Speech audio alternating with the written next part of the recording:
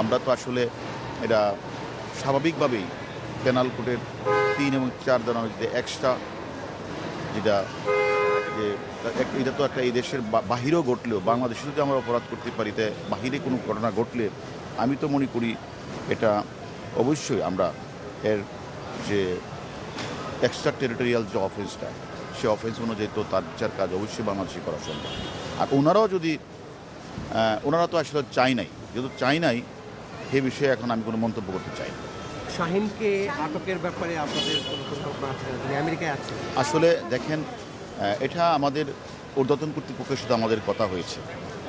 আমরা মনে করি শাহীনের বিরুদ্ধে কলকাতা যে মামলাটি রুজু হয়েছে সেখানেও সে কিন্তু একজন মদতদাতা, মাস্টার মাইন্ড।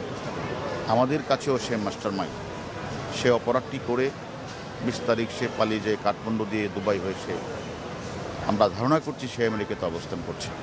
আমরা মনে করি আমাদের অলরেডি আমরা আমাদের এনসিবিতে, বিশেষ করে আমাদের ইন্সপেক্টর জেনারেল মহোদয়ের কাছে আমরা আবেদনটি করেছি এবং আমরা ইন্টারপোলের সহায়তা চাইব, কারণ সে একজন বড় রকমের অপরাধী।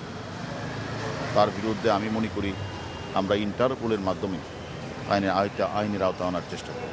অসংখ্য ধন্যবাদ। একটু ভিডিও করতে বললেন, আপনাদের মুভমেন্ট টুভমেন্ট, কলকাতার মুভমেন্ট, একটু ভিডিও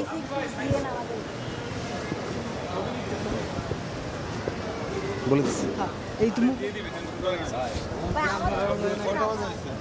আমরা তো আসি, আপনি আমরা লেট করেন, আমরা লেট করি।